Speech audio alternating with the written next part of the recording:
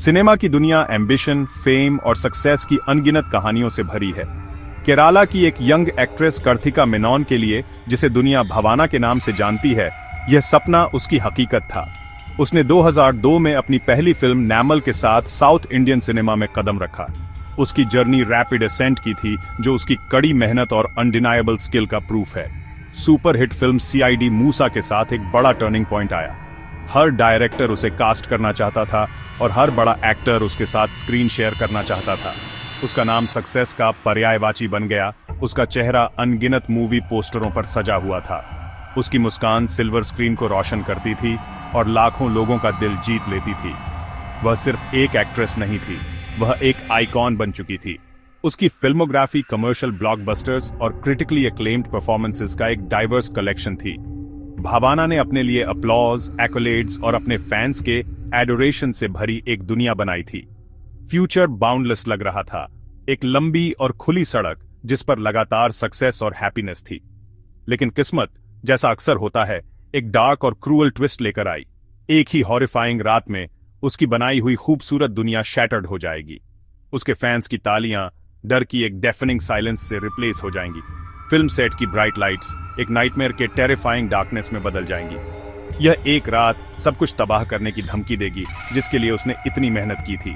यह उसके स्पिरिट और स्ट्रेंथ को उन तरीकों से टेस्ट करेगा जिसकी उसने कभी कल्पना भी नहीं की थी। ये एक ऐसी रात थी जो उसकी जिंदगी और कई अन्य लोगों की जिंदगी को हमेशा के लिए बदल देगी। तारीख थी 17 फरवरी 2017। यह एक ऐसी रात थी जो भवाना के लिए किसी और रात की तरह ही शुरू हुई थी, जो शूटिंग के एक लंबे दिन के बाद घर लौट रही थी। थ्रिसर से कोची की तरफ ट्रैवल करते हुए थकी हुई थी और आराम करने का इंतजार कर रही थी। जैसे ही उसकी कार रात में चल रही थी, नॉर्मल सी की भावना हवा में भर गई थी। रात के 9 बजे के आसपास जब एक डार्क वैन ने अचानक उसकी गाड़ी के पीछे से टक्कर मार दी। टक्कर के झटके ने उसे उसकी थकी हुई हालत से हिला दिया। इससे पहले कि वह समझ पाती कि क्या हो रहा है, वैन एक झटके से रुक गई। 3 आदमी बाहर कूद गए और जबरदस्ती उनकी कार के पास आ गए। उन्होंने उसके ड्राइवर को बाहर घसीटा और उस पर हमला किया, जिससे वह डर के मारे भाग गया। इस कायोस में ये तीनों आदमी 4 अन्य लोगों के साथ भवाना की कार में जबरदस्ती घुस गए। अचानक वह फंस गई थी। 7 अजनबियों से घिरी हुई थी जिनकी मलिशियस इंटेंट थी। अगले 2 घंटों तक कार सुनसान सड़कों पर बेतरतीब ढंग से चलती रही। इस चलती हुई जेल के अंदर भवाना को एक अनस्पीकेबल असॉल्ट का शिकार बनाया गया। आदमियों ने, जिनके चेहरे मास्क के पीछे छिपे थे, उसे टॉर्मेंट किया और वायोलेटेड किया।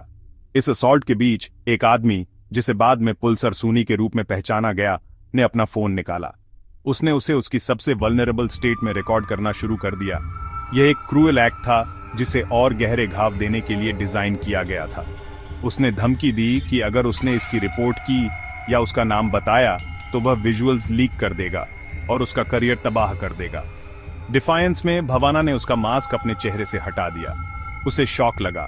उसने उसे पहचान लिया, एक ड्राइवर जिसे उसने पहले फिल्म सेट पर देखा था। एक रियलाइजेशन जिससे यह पता चला कि यह वायलेंस का कोई रैंडम एक्ट नहीं था, बल्कि एक कैलकुलेटेड और प्लान्ड अटैक था। 2 एगोनाइजिंग घंटों के बाद यह ऑर्डियल आखिरकार खत्म हुआ।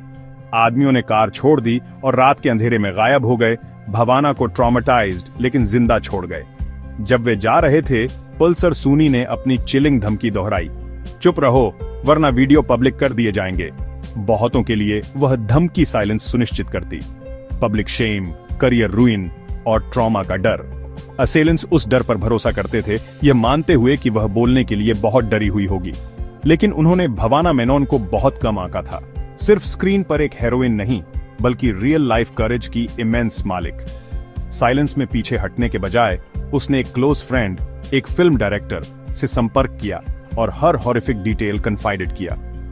वह वीडियोस और उनके लीक होने की धमकी से बहुत डरी हुई थी। उसके दोस्त ने एम्पैथी से सुना, उसके डर को डिसमिस नहीं किया और स्ट्रेंथ और सपोर्ट दिया। उसने चेतावनी दी कि चुप रहने से उसे प्रोटेक्शन नहीं मिलेगी, यह केवल उसके अटैकर्स को एम्पावर करेगा और आगे नुकसान का रिस्क होगा।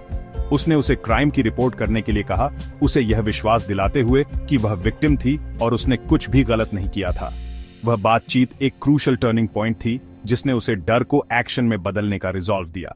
प्रोफाउंड सॉलिडेरिटी का एक पल जिसने उसे अगला मुश्किल कदम उठाने के लिए एम्पावर किया। हर आउंस ऑफ करेज को इकट्ठा करते हुए भावाना एक पुलिस स्टेशन में गई और एक ऑफिशियल शिकायत दर्ज की। उसने पूरी इंसिडेंट सुनाई, पल्सर सूनी को अटैकर के रूप में नाम दिया। ब्रेवरी का वह सिंगल एक्ट मॉन्यूमेंटल था। एक ऐसे समाज में जो विक्टिम्स को साइलेंस में शेम्स करता है, उसके बोलने के चुनाव ने एक पावरफुल मैसेज भेजा। उसने चुप रहने से इनकार कर दिया। उसने लड़ने का चुनाव किया। उसकी शिकायत ने एक हाई प्रोफाइल इन्वेस्टिगेशन को गति दी। जस्टिस के पहिए घूमने लगे, क्योंकि एक महिला ने डर को अपने फ्यूचर को डिक्टेट नहीं करने दिया। क्योंकि इस केस में एक वेल नोन फिगर शामिल था, पुलिस ने अर्जेंसी के साथ काम किया और सिग्निफिकेंट रिसोर्सेज लगाए। पल्सर सूनी को ढूंढने और अरेस्ट करने में ज्यादा समय नहीं लगा। उसके पकड़े जाने के बाद बाकी गैंग को एक एक करके पकड़ लिया गया। सभी 7 आदमी सलाखों के पीछे थे। बाहर की दुनिया को लगा कि जस्टिस जल्दी मिल गया, लेकिन यह सिर्फ एक और डिस्टर्बिंग चैप्टर की शुरुआत थी। कुछ महीनों बाद एक रिलीज्ड इनमेट सूनी द्वारा लिखा गया एक लेटर लेकर सामने आया। उस लेटर में एक बॉम्बशेल था, यह दावा करते हुए कि अटैक रैंडम नहीं था, बल्कि एक पावरफुल फिल्म इंडस्ट्री फिगर द्वारा ऑर्केस्ट्रेटेड किया गया था। इस नाम ने पूरे देश में शॉक वेव्स भेज दिए। दिलीप। लेटर में दावा किया गया कि दिलीप ने प्लॉट को ऑर्केस्ट्रेटेड किया था, भावाना पर हमला करने और उसे रिकॉर्ड करने के लिए 1.5 करोड़ रुपए का वादा किया था। एलिजेड मोटिव पर्सनल रिवेंज था। भावाना ने दिलीप की पहली पत्नी को काव्या माधवन के साथ उसके अफेयर के बारे में बताया था। इससे उनका डिवोर्स हुआ। दिलीप ने बाद में काव्या से शादी की और कथित तौर पर भावाना के खिलाफ ग्रज रखता था। इंटेंस क्वेश्चनिंग के बाद दिलीप को 8th अक्यूज्ड के रूप में अरेस्ट किया गया, एलिजेड मास्टरमाइंड। इस गिरफ्तारी ने फिल्म इंडस्ट्री को हिला दिया, इसे फैक्शंस में बांट दिया।